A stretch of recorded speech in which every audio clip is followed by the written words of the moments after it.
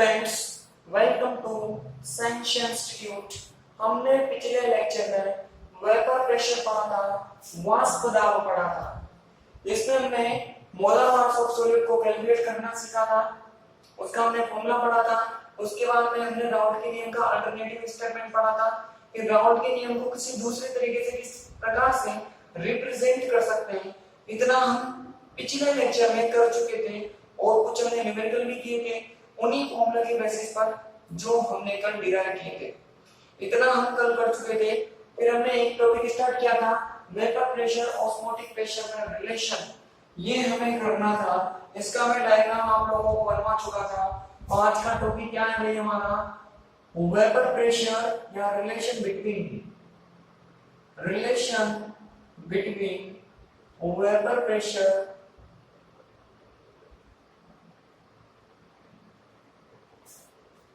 and osmotic pressure।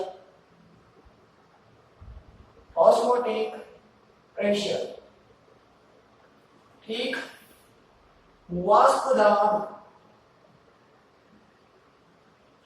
अवनमन तथा परासरण दाब में संबंध।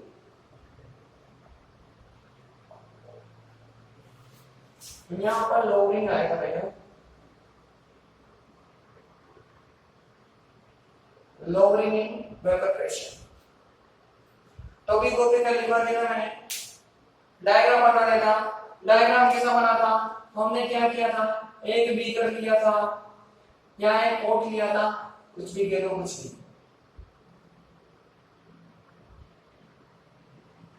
ठीक, इसमें एक फनल लगाई थी, फनल का मतलब एक कीप लगाई थी। उस कीप में हमने एक सॉल्यूशन बना था और इसको बंद किससे किया था, इसके यहाँ पर हमने एक क्या लगाई थी भाई, एसटीएम लगाई थी। अंदर की तरफ हमने भरा था किसको, सॉल्यूशन को, विलियम को भरा था। और बाहर की तरफ किसको भरा था हमने, विलायक को भरा था, सॉल्वेंट को भरा था। यहां तक बढ़ गया था मैं लगभग, कहीं तक भी बढ़ लो कोई फर्क नहीं पड़ता, बस भर दो रही थी। नहीं भरोगे तो फर्क पड़ेगा भाई, नहीं भरोगे तो बहुत कुछ बिगड़ जाएगा। और वह क्या बिगड़ जाएगा आपको पता है। मैंने बता रखा है आप लोगों को कि जब जब आप सॉल्यूशन को सॉल्वेंट से किसी एसटीएम के द्वारा अलग करते हो, आइसोलेट करते हो, तो ऑटोमेटिक ये सॉल्वेंट पार्टिकल्स, सॉल्वेंट मॉलिक्यूल्स, विलायक अणु धीरे धीरे करके किसमें एंटर करेंगे, इस एसटीएम में होकर सॉल्यूशन में एंटर करेंगे, विलियन में एंटर करेंगे। होगा क्या उससे, इस विलियन का तल बढ़ेगा, इसका लेवल इंक्रीज होगा, लेवल बढ़ेगा। सपोज करो पहले ये यहां पर नजर आ रहा था हमें, तो बढ़कर कितना हो गया, यहां पर चला जाएगा। माना कि इसने कितनी हाइट कवर की, h हाइट, कितनी हाइट पर डिस्प्लेस हो गया है, विस्थापित हो गया, h हाइट पर हो गया। ठीक, फिर मैंने बताया था कि ये विलियन है, इसका कोई ना कोई क्या होगा, घनत्व होगा, डेंसिटी होगी, उसको मैंने d मान लिया। नीचे की तरफ से आप इसको गर्म करोगे, इसको हीट दोगे, तो धीरे धीरे करके गर्म होगा तो इसकी भी वेपर बनेगी और सॉल्यूशन की भी वेपर बनेगी। इस बात को हमने ऊपर से ढका हुआ था, क्योंकि हम रिलेशन किसमें देखना चाहते हैं, वाष्प दाब अवनमन में। और वाष्प दाब कब बनता है, जबकि आपका जो पॉट है या पात्र है या वेसल है वो ऊपर से ढका हो, क्योंकि ये वेपर ऊपर जाएगी तभी तो धक्का मारेगी। ढका ना हो तो कहीं का धक्का आएगा नहीं। मैं इसको मैं कवर ही ना करूं तो कहीं का प्रेशर, कहीं का फोर्स, कहीं का दाब, तो इसको ढकोगे तो आपको प्रेशर मिलेगा। और जो प्रेशर मिलेगा वो किसने लगाया, वो वेपर ने लगाया, वाष्प ने लगाया। वाष्प ने लगा लिया तो क्या नाम बन गया, वाष्प दाब। आई बात समझ में। बिल्कुल सही, इसी तरह से हमें आगे बढ़ना है। ठीक, चलो भाई ढगा नीचे से जम गया तो यहाँ से वेपर बनेगी, इसकी जो वेपर बनेगी उसको क्या बोलते हैं हम, पी नॉट बोलते हैं। और यहाँ जो सॉल्यूशन की वेपर बनेगी उसको क्या बोलते हैं, पी एस बोलते हैं। अवनमन का मतलब मैंने बता दिया था आप लोगों को कल कि अवनमन का मतलब लोअरिंग का मतलब पी नॉट में से पीएस को माइनस करना है। आई बात समझ में। अब जो वेपर बनेगी उसका कोई ना कोई डेंसिटी होगी, जैसे इसका डेंसिटी डी है, इसका घनत्व डी है, वैसे इस वेपर की भी कोई ना कोई डेंसिटी होगी। अरे होगी कि नहीं होगी, अरे होगी। कितनी मान ली हमने, उसकी डी मान ली, इसकी कितनी कर दो, रो कर दो।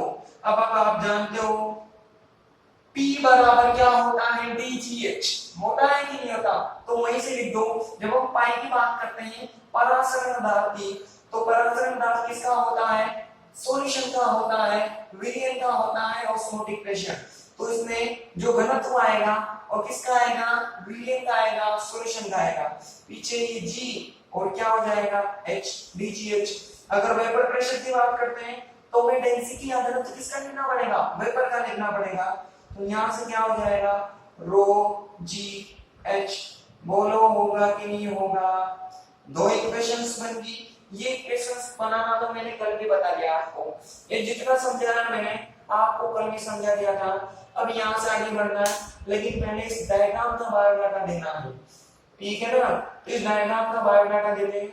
आपने डायग्राम कल बना ही दिया था, जो बच्चा नया हो वीडियो पॉज करना, बना लेता।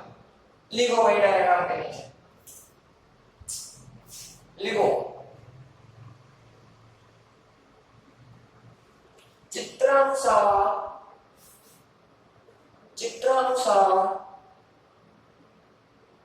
एक पात्र में विलायक लिया जाता है। चित्रानुसार एक पात्र में विलायक लिया जाता है, एक पात्र में विलायक लिया जाता है तथा इसमें कीप लगाकर, इसमें एक कीप लगाकर विलयन को भर दिया जाता है, इसमें एक कीप लगाकर विलयन को भर दिया जाता है, विलयन को भर दिया जाता है।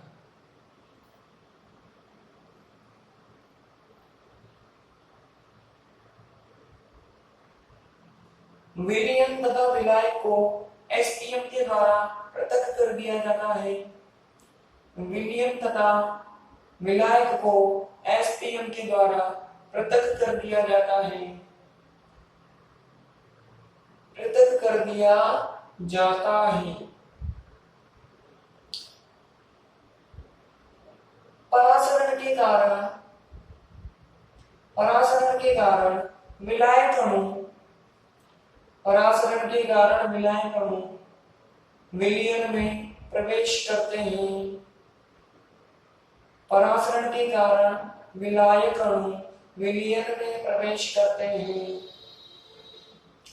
विलयन में प्रवेश करते हैं, जिससे विलयन का तल h ऊंचाई पर विस्थापित हो जाता है, जिससे विलयन का तल h ऊंचाई पर विस्थापित हो जाता है, h ऊंचाई पर विस्थापित हो जाता है। ठीक, यदि विलयन का घनत्व, यदि विलयन का घनत्व d हो तो विलयन का परासरण दाब, विलयन का परासरण दाब, विलयन का परासरण दाब। इक्वेशन नंबर 1 कर लो, बस इक्वेशन 1। इंग्लिश वाले बच्चे लिखो, according to figure solvent is kept in a pot or vessel, anything else, whatever you want. हाँ, solvent is kept in a vessel and a key is dipped a funnel is dipped into it. A funnel is dipped into it. Solution is filled in this funnel. Solution is filled in this funnel.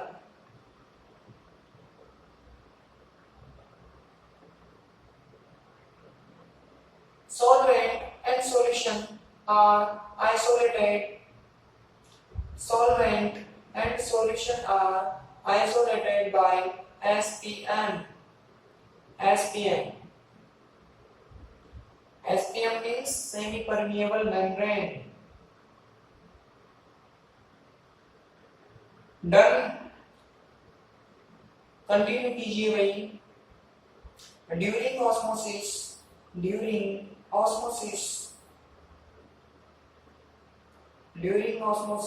solvent molecules enter into solution. Solvent molecules enter into solution.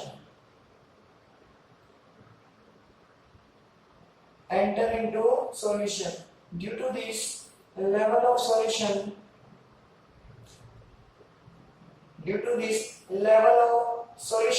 increased. And displaced at h height.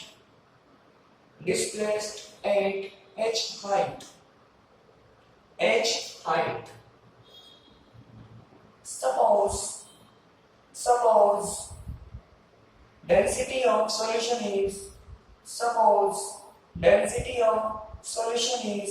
D,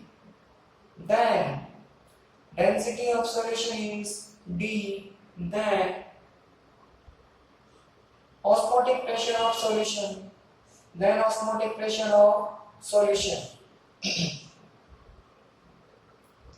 Osmotic pressure of solution. Equation number 1 note down कर लीजिए भाई. Next line से लिखिए, यदि विलयन तथा विलायक का वाष्प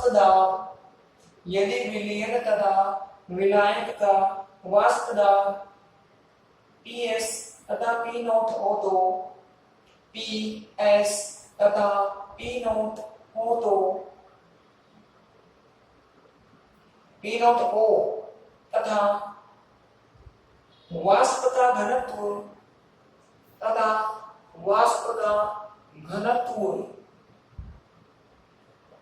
रो ऐसे, वाष्प का घनत्व रो हो तो वाष्प दाब में अवनमन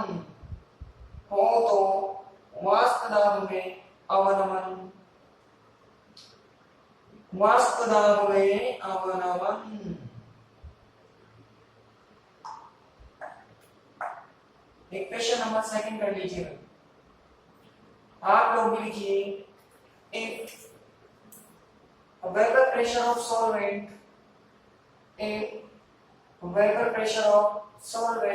and solution,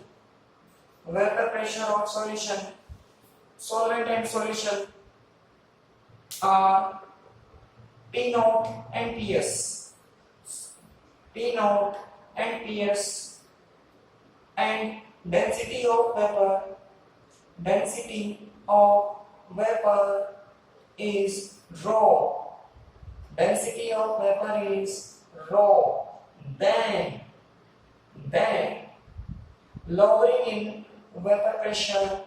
Then lowering in vapor pressure. Equation number 2 note down कर लो.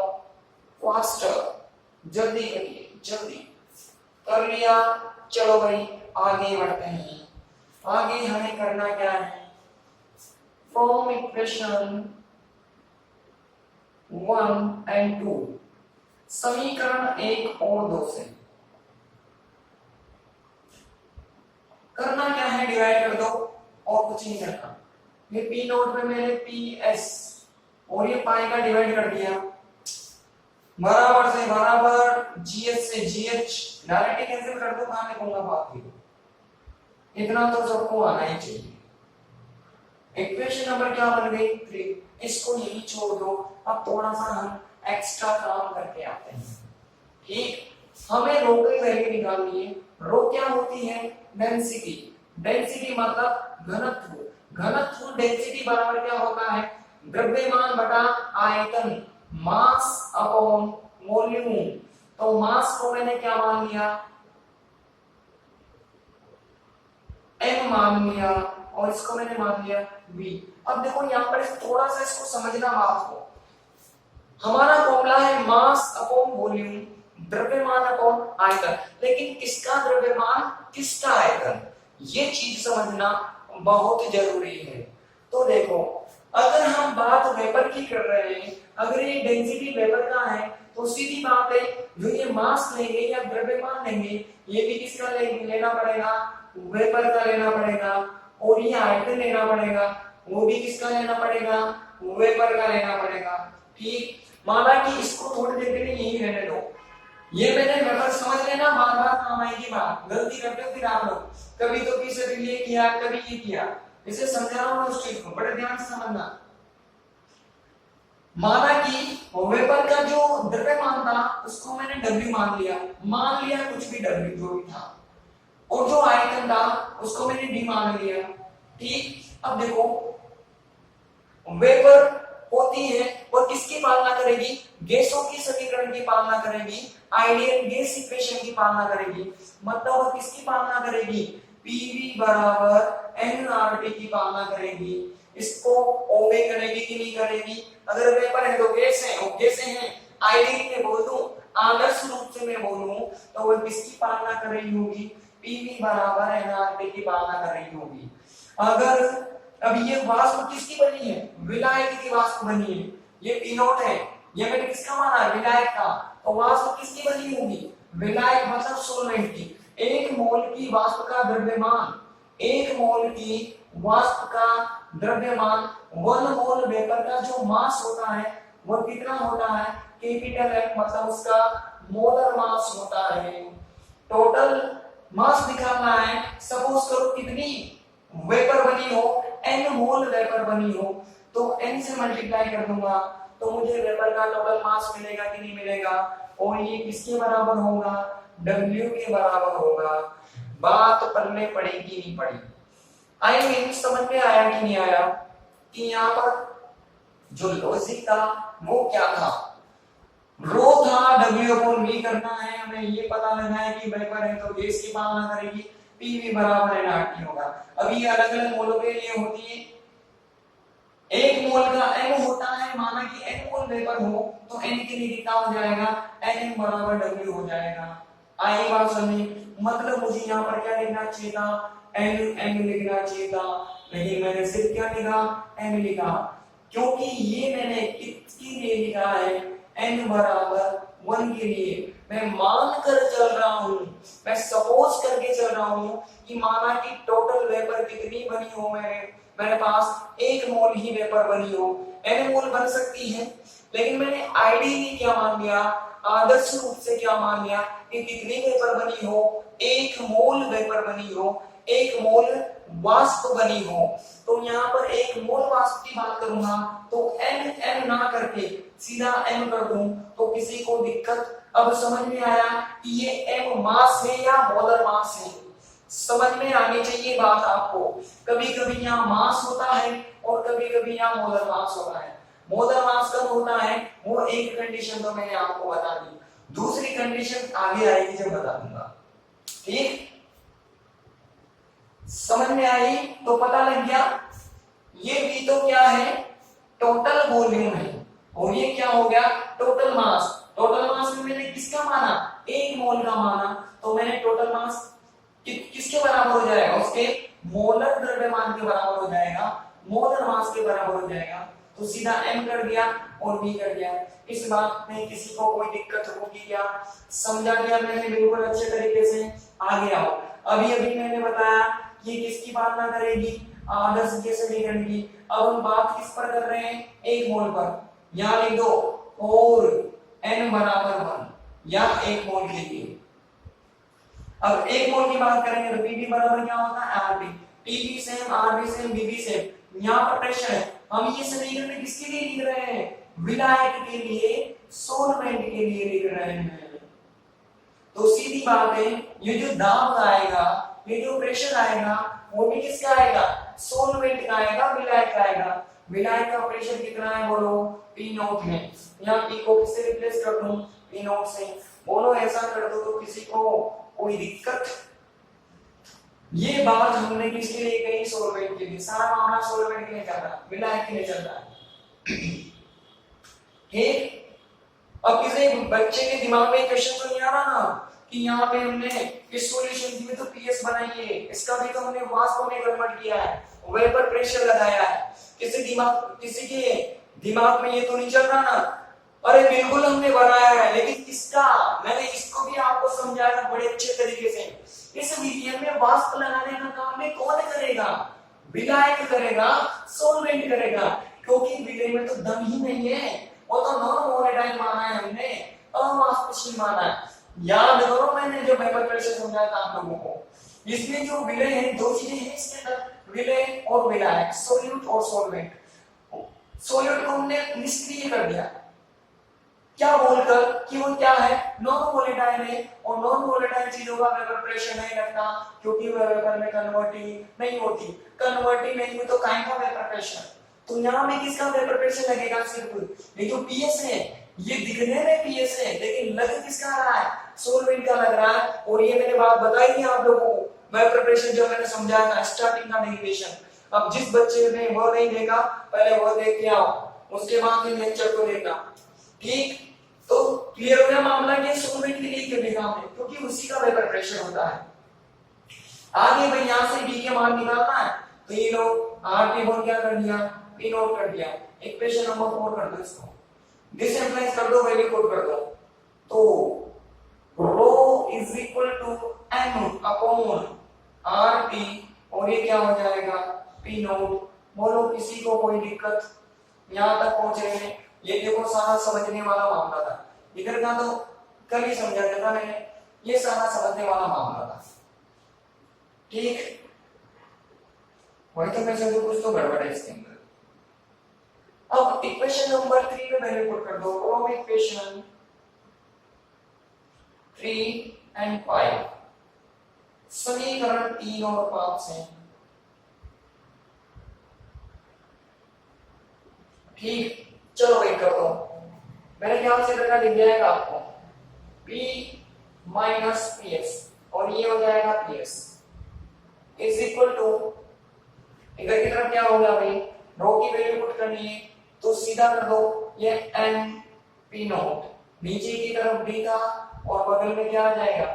RT आ जाएगा। बोलो आएगा कि नहीं आएगा?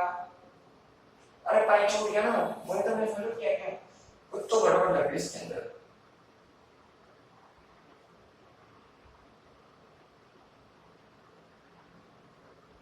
दिख रहा होगा आपको मेरे ख्याल से। अब मैं चेक कर दूंगा।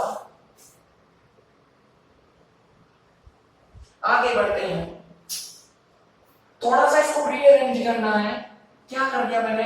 ये P नोट PS तो था ही सही, इस P नोट को इधर की तरफ लेके आओ, इसकी शक्ल अच्छी दिखेगी, हमें दिखने में अच्छा लगेगा, जाना पहचाना लगेगा। अरे जाना पहचाना लगा क्या? हाँ, ये तो क्या है? Relative loading in vapour pressure है, वाष्प दाब में आपेक्षिक अवनमन है। पाई को इधर की तरफ लेकर जाओगे तो इधर की तरफ क्या बचा? m बच गया, फिर dr बच गया, r बच गया, t बच गया, ये पाई हो गया। बोलो रिलेशन आ गया कि नहीं आ गया? और हमारा टारगेट क्या था भाई? यही तो टारगेट था, वाष्प दाब अवनमन और परासरण दाब में रिलेशन निकालना चाहते थे। हम पता करना चाहते थे वेपर प्रेशर की लोडिंग में और ऑस्मोटिक प्रेशर में क्या रिलेशन होता है, इन दोनों में किस तरह का रिलेशन होता है, तो हमने निकाला भाई ऐसा रिलेशन होता है। आई बात समझ में, तो रिलेशन मिल गया। अब थोड़ा सा आगे बढ़ाते हैं इसको। अगर मैं किसी फिक्स सॉल्वेंट की बात करता हूं, भाई मैंने कोई भी विलियन बनाया होगा या ये जो प्रयोग किया होगा, एक्सपेरिमेंट किया होगा, उसमें मैंने एक बार विलेन ले लिया, सॉरी एक बार मैंने विलायक ले लिया, मैंने मोटर ले लिया, तो ऑर्डर ही रहेगा पूरे एक्सपेरिमेंट में। अरे बदल जाएगा क्या? ऐसा तो नहीं है कि एक्सपेरिमेंट करते करते मोटर क्या बन गया, एथेनॉल बन गया, या मोटर क्या बन गया, बेंजीन बन गया। अरे ऐसा हो सकता है क्या? अगर यहाँ मोटर भरूंगा तो मोटर ही रहेगा, एथेनॉल भरूंगा तो एथेनॉल रहेगा, बेंजीन भरूंगा तो बेंजीन रहेगा। मतलब किसी फिक्स सॉल्वेंट के लिए, और सॉल्वेंट इस पूरे प्रयोग में क्या चलेगा, कांस्टेंट चलेगा, वो नहीं बदल सकता। तो एक फिक्स सॉल्वेंट की बात करें हम, सर्टेन सॉल्वेंट की बात करें, तो उसके लिए हो क्या जाएगा, उसके लिए ये एम बी कांस्टेंट, बोलो होगा कि नहीं होगा। उसके बाद में आर बी कांस्टेंट, अगर मैं एक कांस्टेंट टी, अगर टेम्परेचर को कांस्टेंट बोल दूं तो यहां से टी भी कांस्टेंट हो जाएगा, होगा। अगर मैं हाईली डाइल्यूट सॉल्यूशन ले लेता हूं, अत्यधिक तनु विलयन ले लेता हूं, मैं डाइल्यूट सॉल्यूशन ले लेता हूं, तो डाइल्यूट सॉल्यूशन में आप जानते हो कि उसमें सॉल्यूशन में दोनों चीजें होती हैं, सोल्यूट भी होता है और सॉल्वेंट भी होता है, मतलब विलय और विलायक दोनों होते हैं। लेकिन हाईली डाइल्यूट की बात करता हूं तो ये तो घटकर क्या हो गया, बिल्कुल कम हो गया। मतलब अधिकतर मात्रा किसकी मिलेगी, सॉल्वेंट की मिलेगी। सॉल्वेंट की मिलेगी तो उसकी डेंसिटी भी क्या चलेगी, कांस्टेंट ही चलेगी। जब सॉल्वेंट ही नहीं बदला तो क्या उसकी डेंसिटी बदल सकती है क्या, वो भी नहीं बदलेगी। मतलब यहाँ से बी भी क्या हो जाएगा, कांस्टेंट हो जाएगा। क्या क्या लगाया मैंने, एक तो फिक्स कर दिया मैंने सॉल्वेंट को, सॉल्वेंट को फिक्स कर दी, ये फिक्स हो गया और ये फिक्स हो गया। ये कब फिक्स हुआ, जबकि मैंने विलियन को क्या बोल दिया, हाईली डाइल्यूट।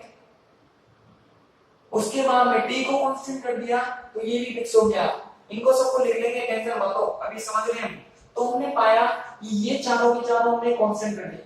हमारा टारगेट तो सिर्फ इतना ही था कि भाई ये कांस्टेंट हो जाए, और यहां से हम क्या लिख सके, यहां से हम लिख सके कि ये जो पी नॉट है वो डायरेक्टली प्रोपोर्शनल होता है पाई के। बोलो ऐसा लिख देंगे कि नहीं लिख देंगे। जब कांस्टेंट को हटा लोगे तो ये बराबर इसमें चेंज हो जाएगा, प्रोपोर्शनल में, समानुपाती में। थोड़ा सा काम और कर दो। अब हमें फिर याद आया, क्या याद आया कि अगर सॉल्वेंट फिक्स हो गया तो उसका जो वेपर प्रेशर बनेगा वो भी तो कांस्टेंट हो जाएगा। एक बार मिलाए बढ़ गया जल, उसका जो वेपर प्रेशर होगा वो तो कांस्टेंट ही होता है ना। तो उसका जो वेपर प्रेशर होगा ये वाला ये भी क्या होगा, कांस्टेंट होगा। तो इसको भी हटा लो, और अगला रिलेशन क्या लिख सकते हैं हम, P naught PS directly proportional to pi. बोलो रिलेशन आ गया कि नहीं आ गया? ये रिलेशन तो किसके बीच में है, relative loading in vapour pressure and osmotic pressure. वाष्प दाब का आपेक्षिक अवनमन और परासरण दाब में रिलेशन है। ये किस किस के बीच में, लोअरिंग इन वेपर प्रेशर और ऑस्मोटिक प्रेशर। वाष्प दाब का अवनमन ये रिलेटिव लोडिंग है, ये केवल लोअरिंग है। ये आपेक्षिक अवनमन, ये केवल अवनमन। और ये किसके समानुपाती, पाई के समानुपाती। बोलो एकदम से सबके सब मस्त होगी कि नहीं होगी, सबको समझा दिया कि नहीं समझा दिया हमने, समझा दिया।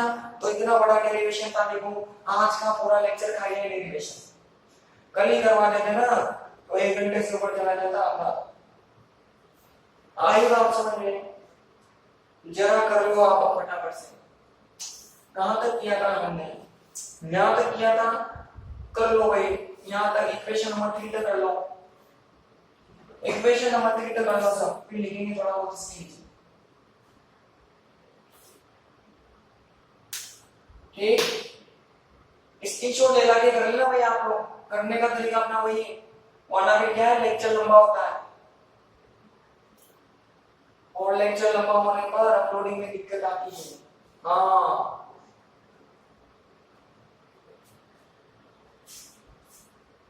हो गया होगा मेरे ख्याल से। लिखो इक्वेशन नंबर 3 के नीचे लिखो भाई।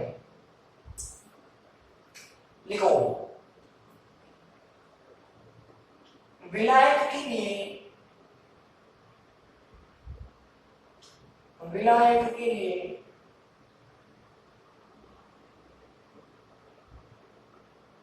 निम्न प्रकार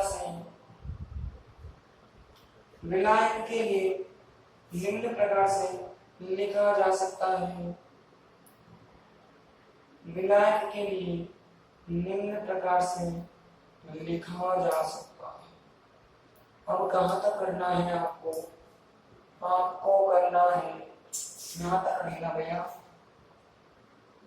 हाँ बिल्कुल पूरा कर लो यार, जल्दी कर लो। आप भी लिखो we can write for solvent, कर लो भाई आप लोग भी। ये पीछे लिख लेना, ये जरूरी है। हमने ये बात किसके लिए कही है? और वन मोल।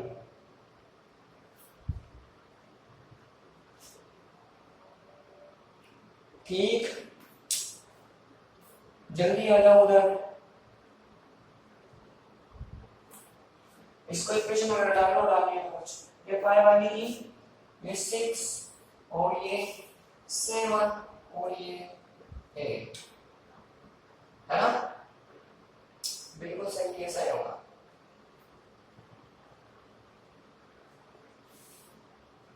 सिक्स पर आ गए होंगे मेरे ख्याल से आप लोग। लिखो उसके नीचे, जो कि वाष्प दाब में आपेक्षिक अवनमन, जो कि वाष्प दाब में आपेक्षिक अवनमन तथा वाष्प दाब में आपेक्षिक अवनमन तथा परासरण दाब में संबंध है। परासरण दाब में संबंध है। ठीक, अगली लाइन से लिखो, किसी निश्चित विलायक के लिए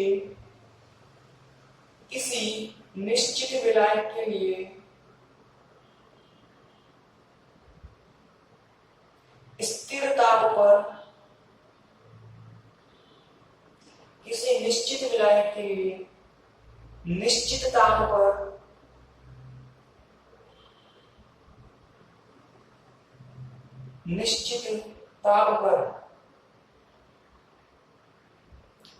एम, कैपिटल एम नियतांक होता है। एम नियतांक होता है। बाकी तो ऑलरेडी हो गया कांस्टेंट। यदि विलयन अत्यधिक तनु हो तो, यदि विलयन अत्यधिक तनु हो तो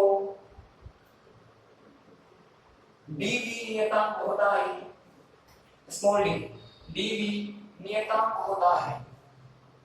तब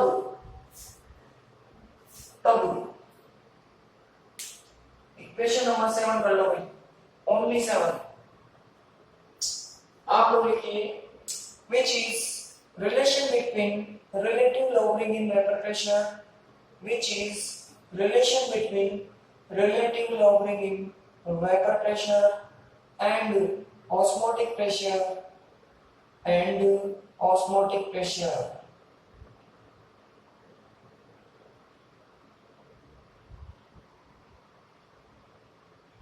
ठीक, नेक्स्ट लाइन से लिखो, और certain solvent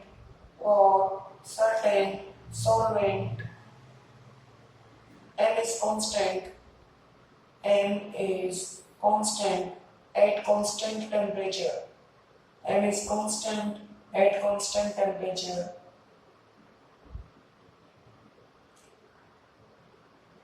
Or highly dilute solution D is also constant, or highly dilute solution D is also constant. ठीक, इक्वेशन नंबर 7 कर लो भाई। आप लोगों ने कर ली होगी, लिखो, इट्स अतः स्पष्ट है कि वाष्प दाब में आपेक्षिक अवनमन, अतः स्पष्ट है कि वाष्प दाब में आपेक्षिक अवनमन परासरण दाब के समानुपाती होता है, परासरण दाब के समानुपाती होता है। ठीक, अगली लाइन से लिखो, निश्चित विलायक के लिए, निश्चित विलायक के लिए, निश्चित विलायक के लिए पी नॉट नियतांक होता है, पी नॉट नियतांक होता है। अतः लिख लो इक्वेशन नंबर 8, आप लोग लिखो, it's clear relative lowering in vapor pressure, relative lowering in vapor pressure is directly proportional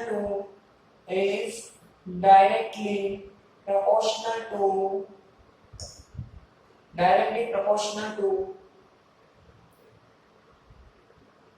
osmotic pressure, directly proportional to osmotic pressure.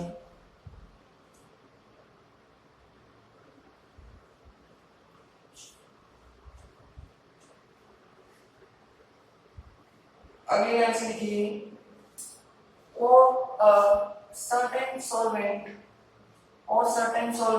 P naught is also constant, for certain solvent P naught is also constant, then equation number 8 लिखो, आप लोगों ने लिखनी होगी तो फिर लिखो इसके नीचे, अतः स्पष्ट है कि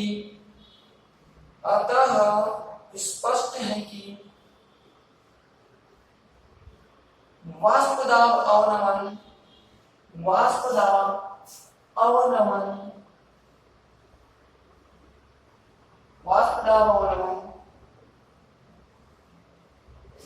परासरण दाब के समानुपाती होता है, परासरण दाब के समानुपाती होता है। ठीक,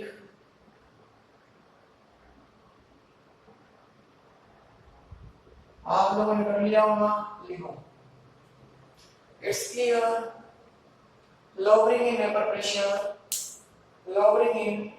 pressure is directly proportional to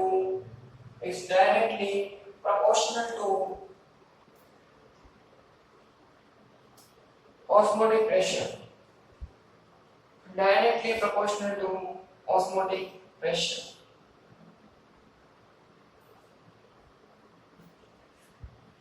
ठीक, ये हो गया हमारा रिलेशन। अगला टॉपिक,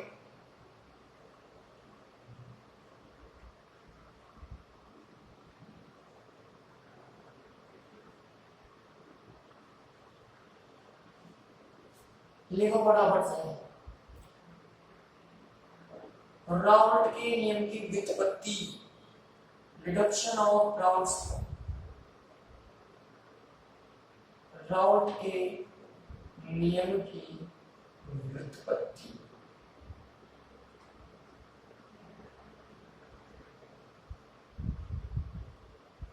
ठीक, हमें निकालनी है, बिल्कुल इजीली निकाल सकते हैं हम। देखो भाई, we know that pi T बराबर क्या होता है, एनआरटी। बोलो ऐसा जानते कि नहीं जानते? जानते हैं।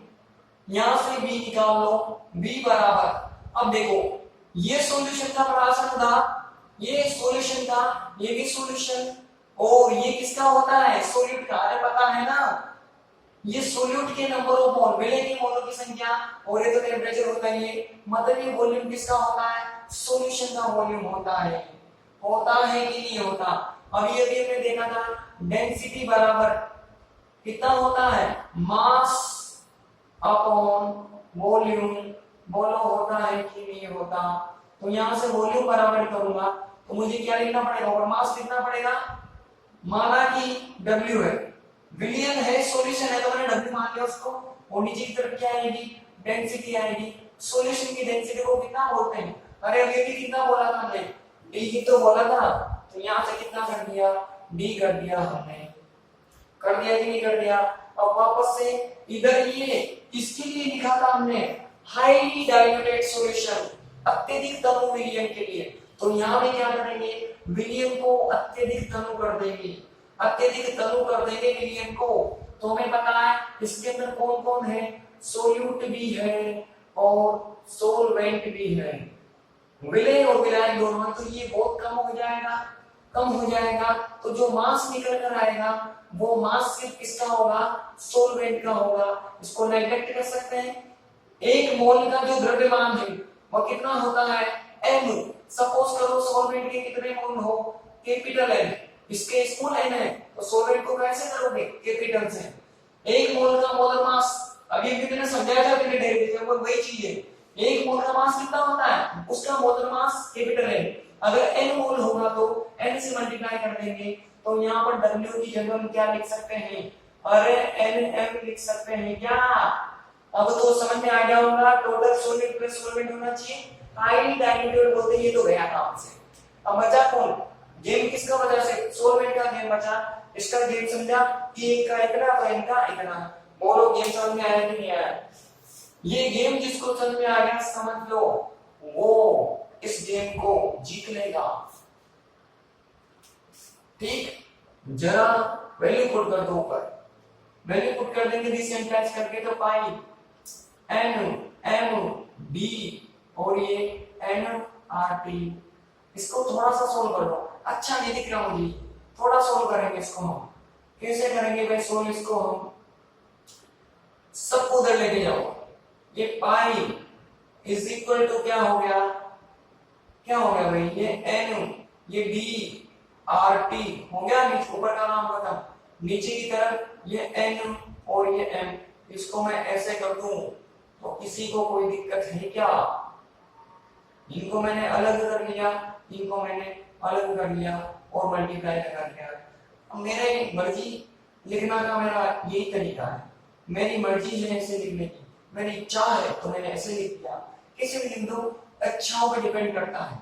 We know that, both we know that we know that pi is equal to क्या होता है, वो देखो उधर उधर उधर उधर उधर, पाई बराबर क्या होता है। सीधी में वैल्यू निकाल दो, चलो एक बार लिख देते हैं। हो सकता है कुछ बच्चों को समझ में नहीं आया, ठीक है ना, तो कुछ को समझ में नहीं आया इसलिए पूरा वहां लिख देते हैं। तो पाई बराबर क्या हो गया, ये m d r t। यहां से पाई का मान निकाल दो, पाई का मान निकालने की क्वेश्चन नंबर 3 कर दो इसको।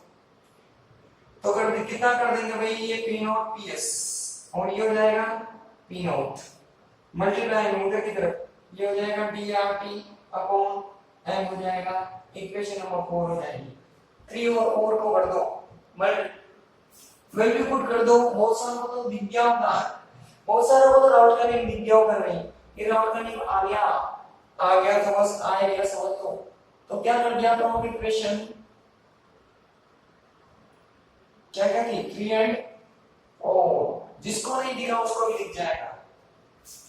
p नॉट और ये ps और ये हो जाएगा p नॉट, ये हो जाएगा drt अपॉन m। बोलो टकाटकी की, और ये इधर की तरफ h और ये कैपिटल है। अब तो समझ में आ गया ना मैंने इसको अलग क्यों किया था। मेरा मन था क्योंकि मैं इसको कैंसिल करना चाहता था। तो यहां से सीधा मैंने क्या लिख दिया, राउल्ट का लॉ आ गया कि नहीं आ गया। अरे डाइल्यूट सॉल्यूशन के लिए राउल्ट का लॉ ऐसा ही दिखता था क्या, बिल्कुल ऐसा ही दिखता था। यहाँ पर कौन सी कंडीशन लगाई मैंने, हाईली डाइल्यूट वाली कंडीशन लगाई। तो नियम भी कौन सा आ गया, हाईली डाइल्यूट, राउल्ट का लॉ आ गया। बोलो आ गया कि नहीं आ गया, फटाफट से कर लो। यहाँ पर बस एक चीज देखना, इसके ऊपर ही लिख देता हूं मैं।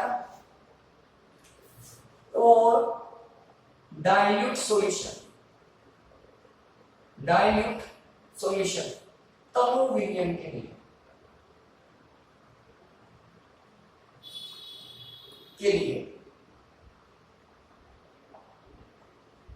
ठीक, क्या लिखा, v n m upon d, equation number 2। फटाफट से कॉपी कर लो, यहां तक कर लो। बोलो राउल्ट का नियम आ गया कि नहीं आ गया, आ गया तो जल्दी कर लो भाई, जल्दी करो। और इसके नीचे लिखो, कर लिया होगा आपने, पॉज करा के कर लेना, जो कि तनु विलयनों के लिए राउट का नियम है, जो कि तनु विलयनों के लिए राउट का नियम है, which is Raoult's law for dilute solutions, which is Raoult's law for dilute solution, or dilute solution. आगे राउल्ट का नियम बाकी कल के लेक्चर में, इसमें कुछ दिक्कत हो तो बता देना, वैसे दिक्कत नहीं होनी चाहिए, सब कुछ मैंने बहुत अच्छे तरीके से आप लोगों को समझाया है। बाकी हम कल पढ़ते हैं, ठीक है भाई, कल मिलते हैं, पढ़ते रहिए मस्ती के साथ।